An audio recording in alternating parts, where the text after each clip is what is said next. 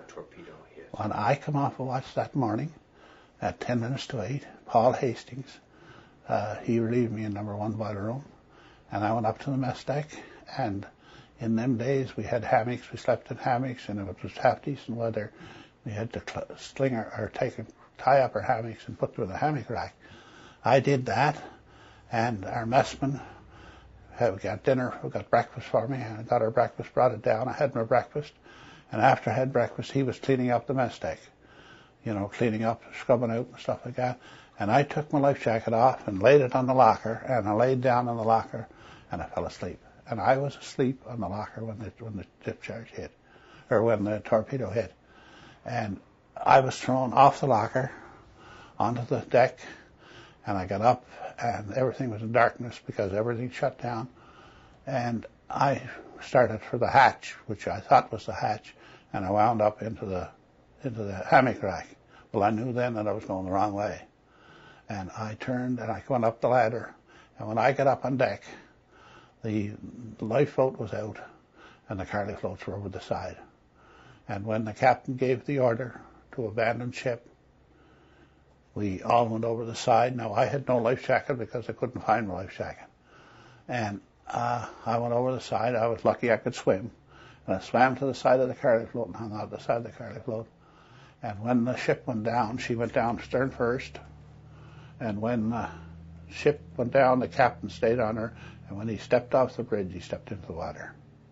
He stayed on her, and he just about lost his life because the suction of her when she went down took him under, and he had a life jacket on, and thank goodness he came back up. And he swam then over the side of the carly float, and he said to them, bring the carly floats together. We brought the carly floats together, and we got the carly floats together, and then he tried to get everyone singing to make them happy. And all of a sudden we looked and we seen the fennel coming. And it was the prettiest thing that I ever seen in my life. I've never seen anything that was any prettier than what she was coming. Ernie, how long did it take between the time you got knocked to the deck and the time you watched your vessel go beneath the waves? 6 minutes. She went down in 6 minutes. 6 minutes. That's what she was down. She went down in 6 minutes. And we were 40 minutes in the water. We were 40 minutes in the water. And when the fennel come up alongside, they put a scramble net over. And we all climbed up the scramble net. And some of them were too cold to get up the scramble net, so they had to be helped. I was lucky enough that I could get. Was still in the water. The ones that were in the water and out of the water were the ones that were really cold. But I had been in the water, so I climbed up the scramble net, and when I got up on deck and got up to the mess deck to take my clothes off, I couldn't unfasten my belt. I couldn't get my belt unfastened. My fingers were so cold I couldn't unfasten my belt. How long were you in the water? 40 minutes. Well, it was 40 minutes. I was in the water about 35 minutes, possibly. Mm-hmm. About 35 minutes. How cold was that water? Did they tell you what the temperature was? I really don't know, but I know it was. it wasn't freezing, because if it was freezing, there'd be ice in it. It was possibly about 33 or 34 degrees, on temperature. Why was the Clayoquot targeted by U-806? It wasn't targeted. Why was it targeted? It wasn't really targeted, if you call it targeted. What happened, we had revved up to 180 RPMs, and the vibration from our propellers were greater than what the vibration from the slower ships were. And acoustic torpedo is attracted by vibration. And see, if we hadn't speeded up, it would have possibly hit one of the other ships. But when we speeded up, it was coming right to us. And it did. It came right to us. How many crew members were on the Clayoquot when she was hit? I think there was 97. I think it was. I'm not quite certain, but there was around between 90 and 97 men aboard. And that's what was aboard. And how many men didn't make it to the? Well, we lost 4 officers, and we lost 4 ratings. Yeah. 2 of our ratings were back in the tiller flats, and they were putting new hammock clothes on their hammock. There was two men back aft. One was standing between the winch and the cabin, the officer's cabin's back aft, and he was crushed. And the guy that was standing on top of the officer's cabin, he was killed with the explosion. And the 4 officers that were lost were all down in their cabins below. And their cabins was a passageway, and cabins off to both sides. And when the explosion happened, I presumed that passageway became full of debris, and they couldn't get out. But we seen one officer, and he had his head out the porthole before the ship went down, before she disappeared. And but that was, and it was a sad thing to see him go down, because we knew we couldn't help him. We couldn't do a thing about it, And we had one chap in the engine room, and he was back in the after end of the engine room.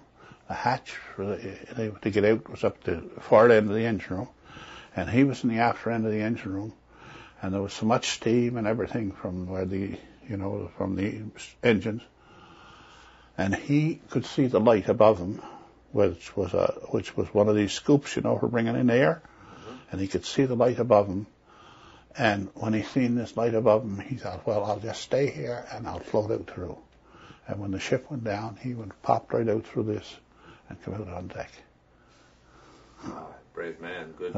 It was good thinking. It was good thinking on his part. When you left the wharf that 11 o'clock that night before, didn't Christmas cross your mind? Weren't you thinking, well, here we go, we're going to be out over No, Christmas? never. That was a recall. As I said before, it was part of our duty, and we had to do it. Now, we had 2 guys that missed the ship. They didn't get the recall, or either that they got the recall and they didn't show up, but they missed the ship. Well, they were very fortunate too. We were all very fortunate, I guess, in the end, but the 8 were lost. We were saved. We could have been more lives lost than what there was. And when they brought us in, the Fennel brought us in, she didn't bring us in till about 4 o'clock in the afternoon. When she picked us up, she went looking for the submarine too. And they picked us up and brought us in. And when they took us to the hospital, they put us in the hospital in the beds. And they opened up all the windows in the hospital. And they uncovered us up to here. They wouldn't allow us to put the bedclothes down over our knees or down across our feet. We were scared of gangrene setting in. And we had to stay like that for 12 hours. And that was about the worst part of it as far as I was concerned. Were there depth charges on the Clayoquot that were preset? No, I don't think they were. I don't think they were, because we weren't prepared for any of that. If we had been prepared for anything, like if we'd have been prepared for anything that we thought there was a submarine or anything there in that area, we would have had what I call our cat gear out. Now our cat gear, if we had been streaming our cat gear and towing it would have hit our cat gear. The torpedo would have. But at sea, we didn't have cat gear. No. See, we had just started. We were only 5 or 6 miles off Halifax, when this happened. So we had just started. Now, if we had been taking that head sweep, we'd have possibly put our cat gear out after that and went along with the cat gear on, and the rest of the ships would have had it on. I don't know whether any of the other escorts had cat gear out or not at that time, but we definitely didn't. How does the cat gear work? It's like Venetian wine. You tow it, and it flaps like this in the water, and the water makes it flap, and it rattles, and it makes a vibration in the water, and when it makes a vibration in the water, it's a greater vibration than what the propellers are of ships, in other words. And if you get an acoustic torpedo like that, it'll go to the cat gear it'll blow up your cat gear. Well, I mean, to lose the cat gear means nothing, And this is what if we had cat gear out, as I said, we possibly would have been here. The rest of us would have been here today, but we didn't. when you're in the water and you see your ship going down and you look at the other ships and you look at you think about the troop transport that you just left, did you think that it could have been some other ship too, and that did those thoughts ever cross your mind while you're? What would have happened if one of the other ships had have altered course and speeded up a little bit towards the German submarine? It would have happened to them just as well as it could have happened to us. And as I said, we were fortunate to be the one, maybe not fortunate to be the ones, but we were the ones that got it. And we were very fortunate to have so little loss as far as lives were concerned. Granted, we lost 8 men, and when you lose 8 men out of 100, just about 100, which is not too bad when your ship goes out from underneath you.